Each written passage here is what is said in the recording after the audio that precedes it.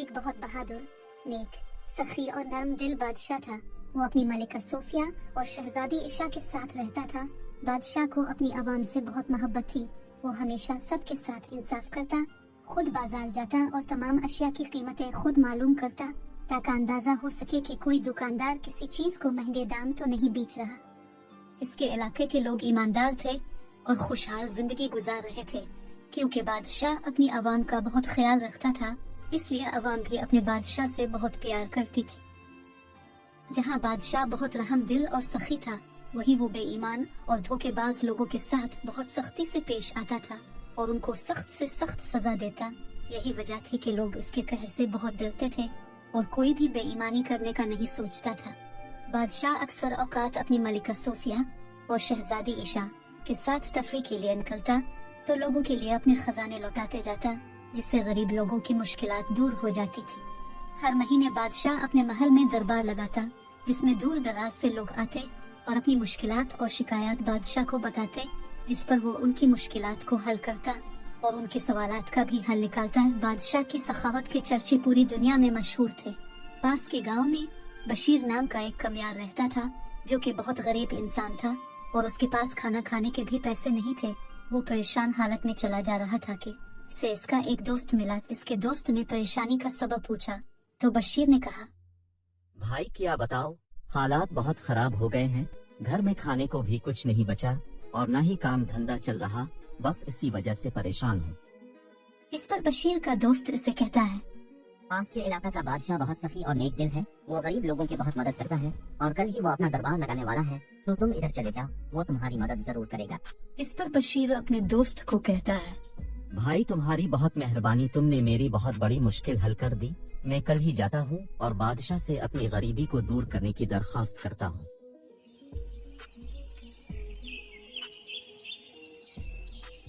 अगले दिन सुबह सुबह ही बशीर इस बादशाह की रियासत तरफ चल दिया।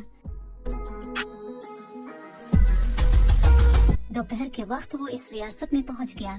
दरबार में जाने के लिए लोगों की भीड़ लगी हुई थी। दरबार लोगों से कुछ सवालात पूछकर इनको अंदर जाने देता। कुछ लम्हे बाद बशीर के अंदर जाने की बारी आ जाती है।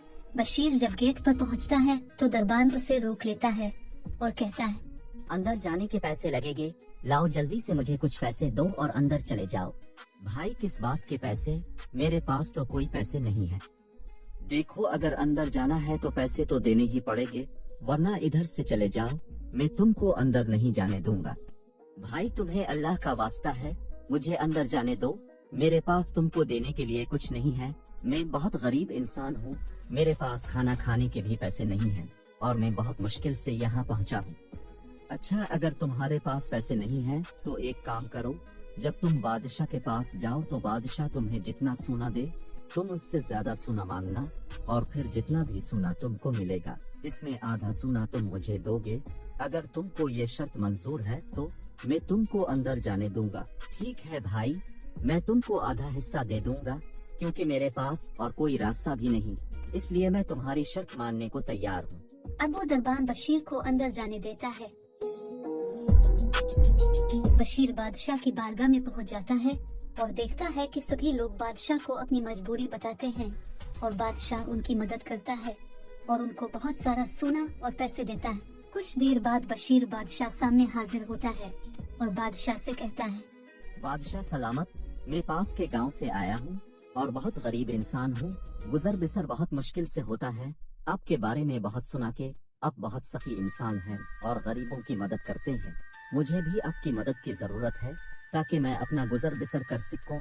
बशीर की बात सुनकर बादशाह उसे कुछ तहाइफ और सोना देता है, जिसके लेने के बाद बशीर बादशाह से कहता है, बहुत शुक्रिया बादशाह सलामत, अल्लाह आपको हमेशा सलामत रखे और आपकी उम्र दराज करे, लेकिन मेरी एक गुजारिश है कि मुझे थोड़ा और ज्यादा सोना दिया जाए। इस पर बादशाह बशीर से कहता है, ये लालची आदमी, हमने तुमको इतने ज्यादा इनामात और सोना दिया, फिर भी तुम्हें मजीद सोने की लालच क्यों है? ये सब तुम्हारे लिए कम है क्या? इस पर बशीर बादशाह से कहता है, बादशाह सलामत, जान की ईमान पाओ तो एक बात कहना चाहता हूँ। मैं एक गरीब इंसान हूँ, लेकिन मैं लालची नहीं हूँ और न ही मैंने कभी झूठ नहीं बोला है, इसलिए मैं आपको सब कुछ सच सच बताना चाहता हूँ।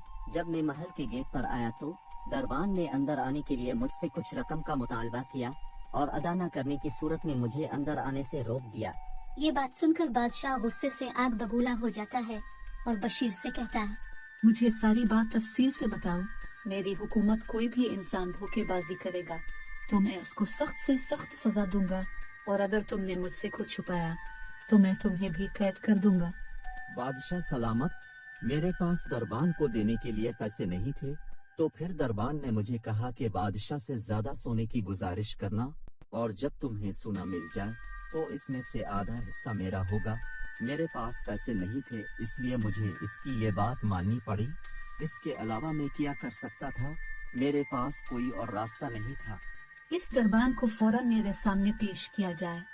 दरबान को पकड़कर बादशाह के सामने पेश किया गया तो बादशाह ने इससे कहा, ये आदमी तुम्हारी बहुत तारीफें कर रहा है कि तुम अपनी जिम्मेदारी बहुत अच्छे तरीके से निभा रहे हो, और ये आदमी कह रहा है कि इसको मिलने वाले इनाम का आधा हिस्सा तुम्हें दिया जाए, लेकिन मैं इतना खुश हूँ कि मैं तुमको इसका पूरा हिस्सा दूंगा।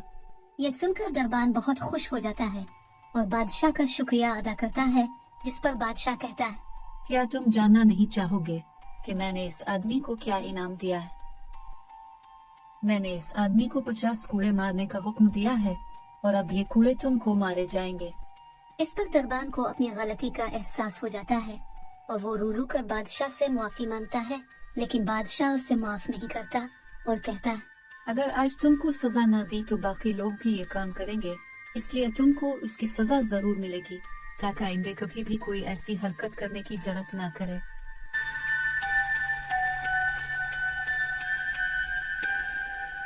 बादशाह के हुक्म पर इस दरबान को कोड़े मारे जाते हैं, जिसको देखकर सभी लोग डर जाते हैं और दिल में पक्का इरादा करते हैं कि वो कभी भी गलत काम नहीं करेंगे और कभी भी किसी के साथ धोखाधड़ी नहीं करेंगे। बादशाह बशीर की हिम्मत और ईमानदारी की दाद देता है और इसे बहुत सारा सोना देता है, जिस पर बशीर की गरीबी दूर हो जाती है और वो खुशहाल जिंदगी गुजारने लगता है।